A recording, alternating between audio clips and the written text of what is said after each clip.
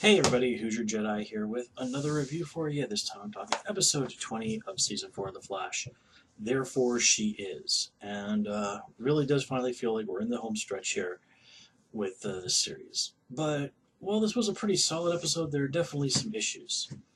The main one being, before it seemed like the Thinker was interested in the idea that humanity is just kind of wasting its potential. Here, he's just basically more opposed to technology and wants to sort of deal with that situation by making everybody too dumb to use tech. And, I mean, his wife does seem to have the right of it. She's basically saying, like, he just wants people to make people so dumb that he seems like a god to them, which, does kind of feed in with the extreme ego the Thinker has displayed up until this point. Um, and yeah, I mean, sure, Ralph's body is powerful and stuff and can hold lots of superpowers, but we've never seen anything indicating that it is immune to aging or that he would have a longer than normal lifespan. So Ralph is what, a guy in his 30s, so the Thinker can probably at best hold on for maybe another 50, 60 some years. And given how smart he is, he could probably cook up something to extend that, no pun intended, but eventually he would die, and then what happens to humanity then? So, yeah, his plan seems very, very obviously flawed, and really achieves nothing more than catering to his own ego. So you kind of have to wonder why Marley's went along with it so far. His original plan of, like, helping humanity in some way, shape, or form, that seemed much more believable. Now, granted, they throw you this flashback to flesh out Marley's and Clifford's relationship. We see how they meet, how they fall in love, and how she gets on board with his rather controversial, shall we say, views. And it works well. You can sort of see why she would feel that, something radical needs to be done. That humanity and technology do have this really terrible relationship. But there's another problem here.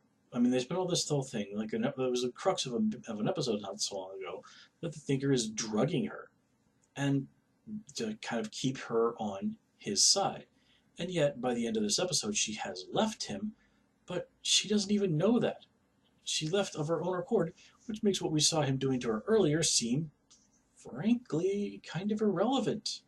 I mean, granted, it did a lot to help solidify that, you know, whatever good might have been in him is completely gone, and that he views his wife as nothing more than a tool. And yeah, but yeah, this just it doesn't feel like a proper payoff for what was a very powerful setup. Oh, and one thing I would like to point out: a lot of people have pointed out that DeVoe did not need to kill the security guard, the first one anyway. And but what people are forgetting is that, one, the security guard saw his face, he saw Marley's, and the guard even heard her refer to him as Clifford. So if the guard lives, he's of course going to tell all of this to the cops. And uh-oh, there's a problem. So yeah, in that situation, he really did have to kill that security guard. But they play it off like he's doing this just for fun. Now, granted, there's not a lot the police can do about him at this point, but still.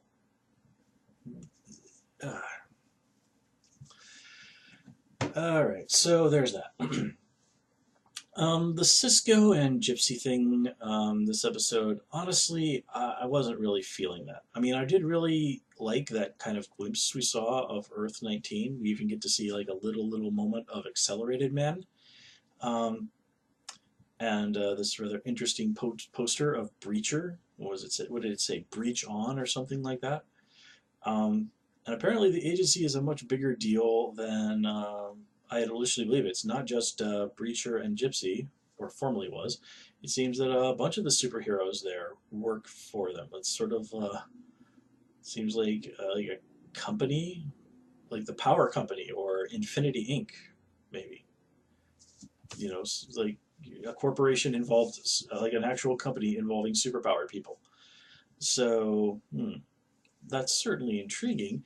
And, that and all the things that HR told us makes you kind of wonder a little bit more about, what exactly is going on Earth 19. I mean, we know it was attacked by these aliens. There's no coffee there. Um, it does, I mean, it just genuinely makes me want to kind of have an episode where we can go there and learn more about this place and, firsthand. But yeah, it is nice to see that at least Cisco and Gypsy handled the situation like mature adults and that they're parting on reasonably good terms. I mean, at least as well as people can under these circumstances. And I like how it was just like, okay, we're adults and we need to have a real serious adult conversation about our relationship. And them both realizing it's like, we care about each other deeply, but there's other things in our lives that are extremely important to us, and we can't have this relationship go somewhere beyond where it is now and be able to hang on to these things. I mean, it's harsh, but that's life. I also really liked what they did with Cecile this episode. Her getting powers seemed like such a random thing, and honestly, it really didn't seem like she had any part to play in this season beyond being pregnant. But here, with her connection to HR and being able to help him regain the use of his intelligence so that he can contribute in a more the role he's used to in a meaningful way, that really solidifies it. That, okay, she has some real, genuine utility to the team here.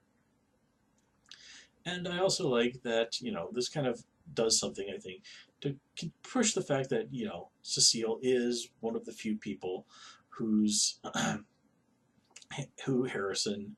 Harry considers a friend. I mean, he explicitly told her, I'd like for us to be friends. Just because there's really not someone else that he can kind of connect to besides Jo, who's also his age. So, again, I do really like that bit there. I wasn't too wild about the scene with her and Jo and Coffee Shop Girl. It's just sort of like, for somebody who's supposed to be a delivery girl who's not even really wearing a uniform, this girl's acting really, really weird. I'm kind of surprised that two cops did not jive to this almost immediately. But, I mean, seriously, stop and think about this. I mean, if you're a policeman, it is your job to notice when someone is behaving in an unusual and possibly suspicious manner. And Coffee Shop Girl is doing this right in front of two of them, and they just completely sails over their head. Now, the revelation that she's a speedster, okay, not super shocking, and as people have pointed out, her energy seems to be a mixture of yellow and purple. Barry's lightning is yellow, Iris's speedster lightning was purple. Again, more or less, in some people's estimation, beating us over the head with the idea that she is their daughter from the future, aka Dawn Allen. I'm still holding out a little hope that she might be Jenny, their granddaughter, but again, that's just because I have a particular fondness for that character. But I don't think that's where they're going to be going with that. Of course, if that's the situation, it does beg the question, well, what happened to her brother, Don, D-O-N Allen? Where's he?